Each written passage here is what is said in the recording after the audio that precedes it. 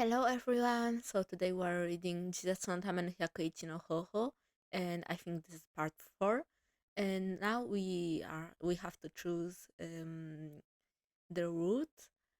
So as I said, I think I'm going to choose Samomo's one. Takuchi felt worried about Samomo's behavior this morning.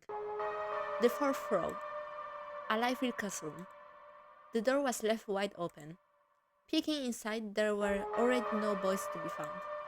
Takuchi remembered the scene all too well, eating quickly to claim the best spots on the field.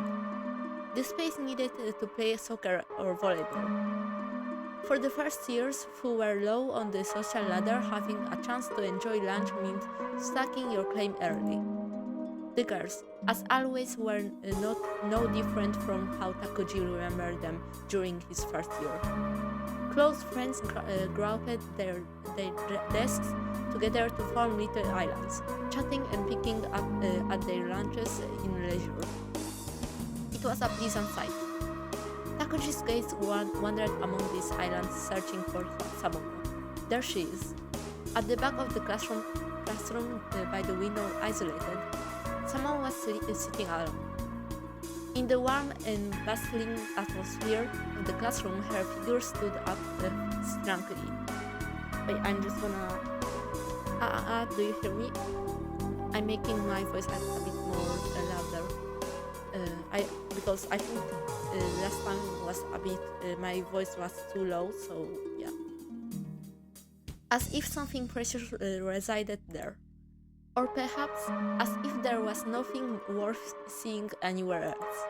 She sat silently, staring down at her desk as she ate her sandwich. Samomo? Oni-chan? Her face lit up then with a sudden glow of happiness. But that glow was quickly swallowed by a cloud of hesitation. She walked out to the hallway, shuffling cautiously towards him. What's up? Nothing. I just thought we could eat lunch together for a change. Why? Why? No reason really.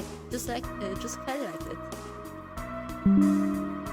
The other girls in the classrooms whispered among themselves. What's that about? Ugh, she's so annoying. Their voices consciously slipped out a bit louder than intended. Someone was desperately trying to pretend she did not notice. But every time a comment reached her ears, a flicker of fear and shame danced in her eyes. Takuchi had a vague sense that Samomo was isolated in her class. But seeing it with her own eyes, the harsh reality of this scene hit him, tightening his chest. First of all, can we leave? Yeah.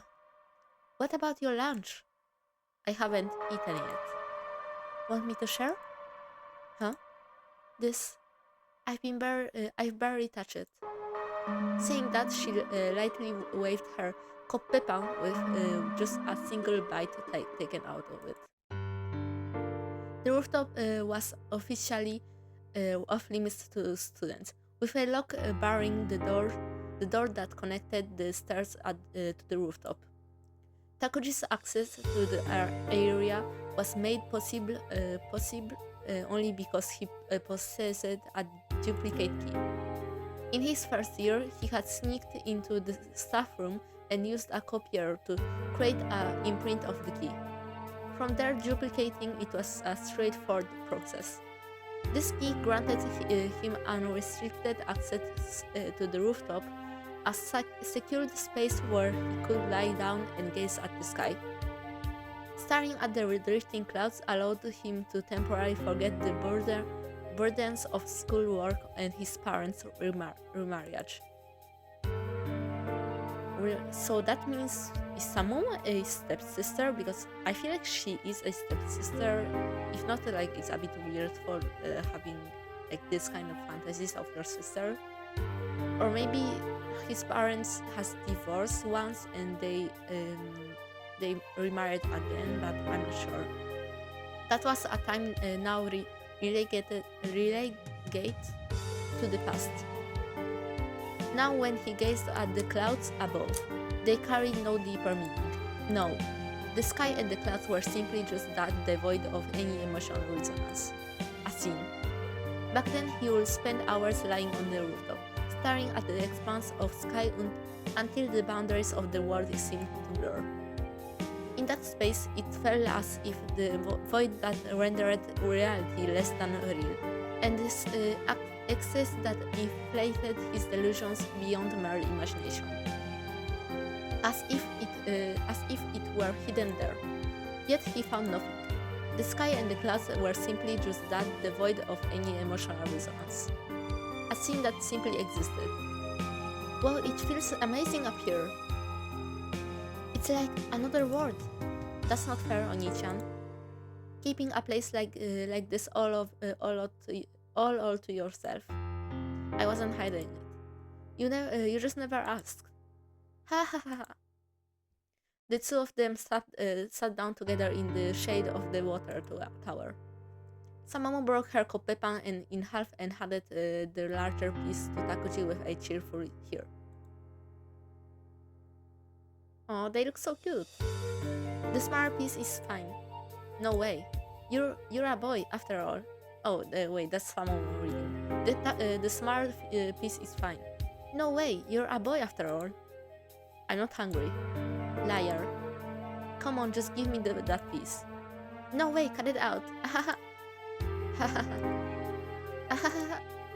After they laughed for a bit, a silence settled over them. Before long, Samomo spoke up, hesitantly, almost embarrassed.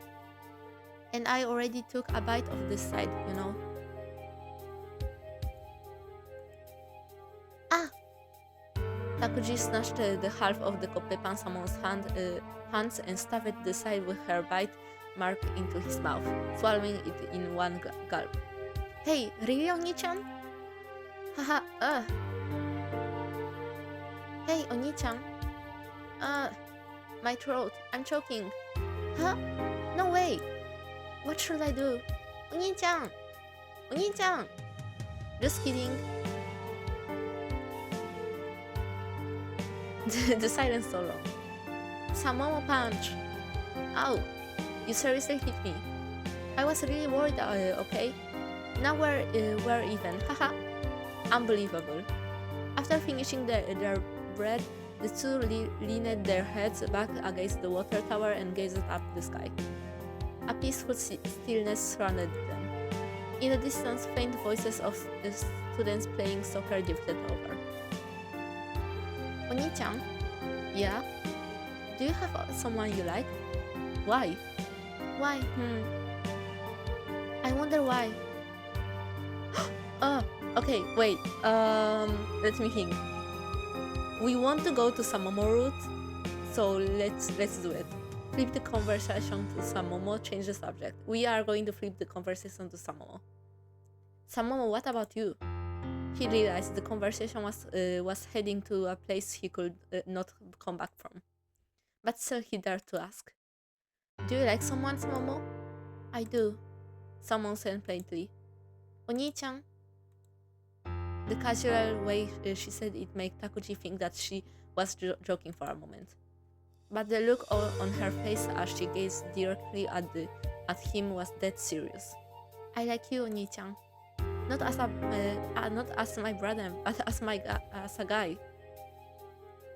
Okay. It was on purpose. What? I left the door open on purpose. I wanted you to see me. Oh, I think we are going to somewhere I have to skip. I didn't have the courage to say I liked you back then. I thought if you saw me, I could at least get my feelings across. Samomo. Okay, he said he liked her as a sister. He said he liked her as a girl. I think we should say the second part. He said he liked her as a girl. Samomo, I like you too. Not as your stepbrother. Ah, okay, so they are step siblings. Then that's okay. Okay, let's go. Let's go then. But we can't. No, it's okay. It's okay. If you guys are non-blood related, I think it's okay. Samomo interrupted with a faint laugh. It was a sad, self-mocking kind of laugh. What do you mean? We can't. Someone silently stared up at the sky for a while, as if chewing at on Takuji's words. Her expression wavered. It was hard to tell if she was on the verge of laughing or crying as she looked up at the sky. Finally, someone spoke softly. I love you, Takuji. You said you like me too, but we can't be lovers. Is it because we're siblings? Someone shook her head gently. No, that's not it. That's not what matters. I've already moved past it. Those kinds of obvious things. I've gone beyond it, far beyond it. I'm already close to the edge of that cliff. No, maybe I've already slipped off. I'm already falling. And the only reason I haven't smashed against the ground yet is because I'm still in there. Hey, Oni-chan, did you know? People who kill themselves by jumping off a building, they're alive right up until 1 millimeter before they hit the ground, right? For 1 second before impact, they're just like everyone else, alive. But they're not the same. They are alive, but they're already dead. That's why we can't be together, Oni-chan. Do you understand what I mean? No, I don't. Takuji did not understand. No, because same. But no matter what, Takuji could not understand. Someone was crying. She gazed up at the sky, smiling peacefully, and yet she cried. Big round tears rolled down her cheeks, dripping onto her skirt. For some reason, that sight made her seem inexplicably happy. Her gentle, tearful smile gave her an air of something fragile, soft, and beautiful. It felt like her entire being was about to dissolve into the early summer breeze sweeping across the rooftop. Minutes passed in the silence like that. Perhaps 5. At last, Samomo spoke again. Oni-chan? Yeah? You know, I was scared of lunchtime. Huh? I'm fine during class, you know. And I'm okay during short breaks too. Oh my god, for me, short breaks is like the worst. I have nothing to do then. If I just go to the bathroom or grab a drink, the time flies by before I even notice. Okay, that might be maybe true. But lunchtime, it's so long. So long. I keep thinking, when will it end? When will it end? And when I finally look at the clock, only 5 minutes have passed. That's like normal day in the classroom. When you're like doing studies and you're like, okay, what time is it? And and it's like 10 minutes in and you're like, oh my god, this is so long. You know, everyone pushes their desks together with their friends, right? They eat their lunch, laughing and chatting. And when I see that, it hits me. I'm all alone. It's like it becomes so obvious. Not just to me, but to everyone else too. It's sad and it's embarrassing. I hate it. I hate this so much. I feel so bad for Sakura. Like, she is such a cute girl and she doesn't have any friends. Like, I feel so bad for her. But you know what? I'm okay now. Today made me so happy. If I can just remember how happy I felt today, I think I can handle lunch break from now on. Samomo. Thank you, Oni-chan. Someone leaned in quickly to press her lips against his cheeks. Wait! I love you, Oni-chan. Takuji stood alone on the rooftop, motionless. A crushing sense of exhaustion overtook him. It felt like iron waves and were embedded into every corner of his body, like his very core had become damp and heavy. The day was only half over, and yet Takuji felt utterly drained. Maybe I should just die. Oh my god, he started it again. Takuji had begun seeking shadows of death everywhere since he started repeating that incantation to himself. In books of proverbs, in novels, in songs, they appeared in dozens, even hundreds of forms, all laid out before him as if waiting to be picked up. Phrases like, in death we not lose life. We only lose individuality. To fear death is to give life far too much reverse. reverence. Life is a dream. Nothing can oppose it except death. A completely independent self cannot exist. And since every person is merely a part of others, a death that does not hurt someone else is impossible. But all these musings led not to the truth of death, but to ambiguity. The fact that death could take so many shapes meant there was no single truth to it. Ultimately, death was something meaningless when put into words, or something that lost its meaning the moment it was expressed. And because of that, humanity feared it, because they could not comprehend it. For Takuji, however, death seemed easier to understand than reality itself. Was death not the most dramatic and beautiful story he could choose for himself? Could lazily living in the grey world have any value greater than the catharsis of death? If only did not fear losing the world, then perhaps death was no more frightening than that. The image of a cat in a sack smashing against the ground, blood flowing from a slashed wrist. Real things. What I need now is something real. I want proof that I'm alive here. I want to hammer my existence into the world like a stake driven into the world. Then, wasn't death the only way? The only method? The path to salvation? But his took always stopped there. They could never go further, because to go further would mean to actually die. And that courage was something Takuji did not have. Who came? Oh, wait, what happened? Where are we right now? What? What happened? We were just like in the rooftop and now we're like in other place. And where's Samomo?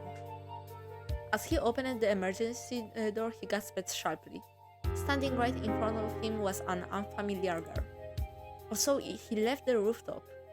The first thing that caught his eye was her thick lensed glasses. For some reason, the edge of the lenses was slightly cracked. Behind them, her eyes held a gentle light, smiling softly. "Hello," she bowed silently as she spoke. Her movements were slow and hurried, giving her an oddly sensual presence, yet at the same time making her seem cautious. It was as if from deep within her soul, she was constantly watching the outside world. There was something strange about this girl. She was small, ordinary in appearance, yet something about her felt sadly off. And at the root of this distortion was her eyes. It was different from Kan Natsuki's short gaze. It was something even stranger. Though she was looking straight at Takuji, her eyes were not focused on him. They seemed to pierce right through him, beyond his body, past the emergency door behind him, further still beyond the emergency exit itself. She was staring intently at some distant, unfathomable point far, far away. "Please," the girl spoke. Her voice was small and delicate, perfectly matching her petite frame, a girl-like voice. "Please."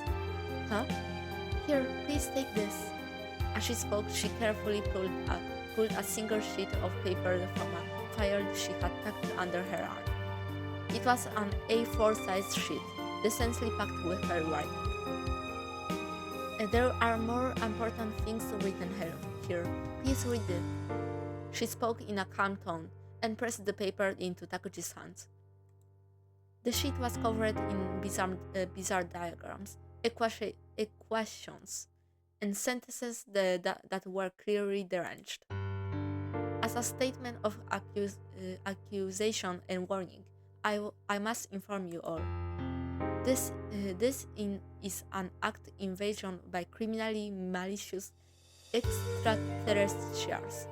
They are using restructuring radio waves, X-rays, infrared rays, ultraviolet rays, and microwaves. Most electromagnetic waves disappear before searching the Earth's surface. A chaotic system is highly sensitive to initial conditions. And oh my god, what just happened? Like they were just typing that thing so long. And the final outcome destination is determined by two conditions, the starting point. By obtaining the two rings nucleic acids. I have been fighting day and night and prevent and thwart the criminal activities of these malicious extraterrestrials. This is like the most denpa thing I have ever read.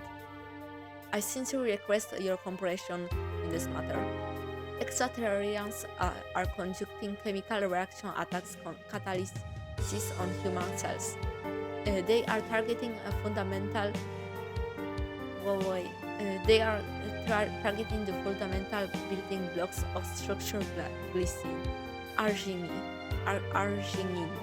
alanine, asparagus, asparagine, valine, phenylalanine, tryptophan. I have been violated and tormented by this every single day, though I have yet to prove it. This is the truth, and I must inform you as a statement of accusation and warning. I ask for the cooperation of law enforcement, the self-defense forces, scientific organizations, and members of the broadcasting industry. Even spiritual support is acceptable. The further details, please consult with me. Natane Kumoy. For a phone number XXX. Address XXX. Natane Kumoy. So this is that girl Takuji took. Natane Kumoy had always been famous in their grade. The brightest student the school had ever seen. The daughter of a high-ranking executive at a prestigious company. I actually didn't remember that. An honors student practically granted admission to T University. And that spring, Natane Kumoy became even more well-known, but for a completely different reason. It was said that Natane Kumoy had been raped. The source of the rumor was unclear, and Takuji had no way of knowing if it was true. But it was a fact that she had been absent from school for over 2 weeks, and the students generally connected this to the rumors, treating it like entertainment. One more rumor led to another, and soon people were saying that Natane Kumoy had told the police, "I was raped by aliens." And with that, it escalated further. Natane Kumoy had supposedly been abducted by a UFO and subjected to medical examinations. As an exceptional specimen of the human race, her body had been truthfully inspected. You hear stories like that all the time, right? A kind of escapism. By convincing herself that it was aliens, she's protecting herself from the truth of what really happened. I think I read something like that in a novel once. Laughter, mockery, scorn. But all the careless whispers came to an abrupt halt of later when Natane Kumoy returned to school, because the rumors were true. Natane genuinely believed she had been raped by aliens. With hollow eyes, she told the story to anyone who would listen. How she was abducted by a UFO, how they examined her body, what the aliens looked like, what a sinister plans they had, what humanity needed to do fight back. At first, the students found it amusing, but eventually they realized this was not a joke, and so one by one, they began to avoid her. This was Takuji's first time speaking to her directly, but he recognized her, that this was indeed The Nathan and Kumoi he had seen from afar. The denpa denpa, a term overused in subculture magazines and the internet, so much that it had lost its meaning. But now, standing face to face with her, Takuji felt something completely different, something heavy, something deeply sad. Maybe it was the frailness of her figure, or perhaps it was a small crack in her glasses. She felt like the delicate glasswork, something fragile, something that could shatter or any moment. She had that kind of image. Do you understand? Huh? Do you understand it? Yeah. Takuji responded vaguely, forcing a meaningless smile. It was the same expression Natane had probably seen countless times, a mixture of confusion and pity. Thank you, she smiled, looking a little embarrassed. If you don't mind, could you make copies and hand them out to your friends? I can't spread my message to the whole world on my own. And lately people don't take flyers from me anymore. Saying that, she smiled again. A lonely smile. Aliens. A denpa. A message to the entire world. Takuji found himself unable to laugh. She was fighting against some global conspiracy. It would be easy to laugh at her. But did he really have the right to do that? Takuji invited her. Inside her, there was a story, her own unique narrative, and she was living it with everything she had. As its a protagonist, she was taking herself seriously. Oi. When Takuji turned around, he saw Shunichi Mido leaning against the wall in the hallway. Oh, it's the guy where he threatened the teacher. Around him, there were about 4 people who seemed to be his followers, gathered together. What's up, Torabishi? What are you doing here? No clue. No clue, huh? No clue, no clue. That's cool, the way you say it. Well, thanks. Well, thanks, huh? Mido snorted and laughed through his nose. Is that supposed to be cool? Or are you trying to be nihilistic? Say whatever you want. You're cold. You should value your classmates more. Well, whatever. By the way, so you're acquainted with Natane-chan too? What? Natane-chan. Mido jerked his chin towards Natane, who was standing next to Takuji. So you guys know each other? No, I just met her. I see. Well, Natane-chan, she's working hard to fight against the aliens, that's right. Watching her makes me feel sorry for her. We're helping her out. What are you talking about? Helping, of course. We're assisting with the Earth defense plan. Right, Natane-chan? Natane nodded slightly at Mido's cheerful voice. I feel like they are using her. Mido-kun is one of the few who truly understands me. Oh, it's her thing. Mido-kun is one of the few who truly understands me. He's probably a warrior. A warrior? There's no such thing as coincidence when people meet. The meeting itself is the contact of the wheels of destiny. Without that, destiny wouldn't show its cosmic reach. Each individual story is small, minuscule. But when the small stories connect infinitely, that's when the world moves forward. I think they are just using you, Nakami-chan. So our meeting is also inevitable. Do you understand, Takuji Torabishi-kun? When she called him by his full name, Takuji flinched. Mido quickly laughed it off. Natane-chan, here has checked every face and name in the school. Remember that movie? The one with the... Mido raised a finger and spoon it next to his head. People like that tend to have an amazing memory. One of Mido's ladies chimed in Gump, yeah, Gump. A meaningless laugh spread through the group. What? Let's go, Kumoi-san, Taguchi said.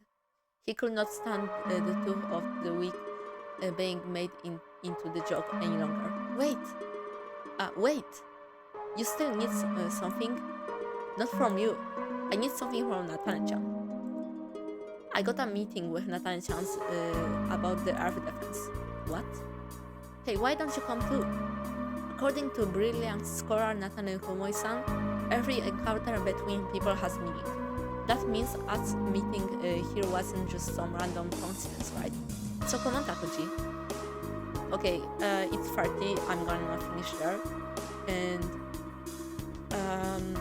I feel like if we follow Bido, well, we all know what's going to happen.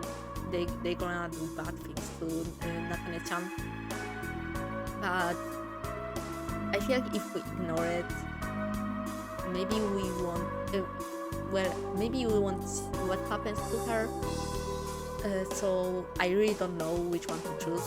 I think if you could comment which one you want me to choose. Of course, if they do bad things to her, I cannot show it. So it's gonna be meaningless. But maybe for the story, it's gonna happen something. So yeah, thank you for watching. Goodbye.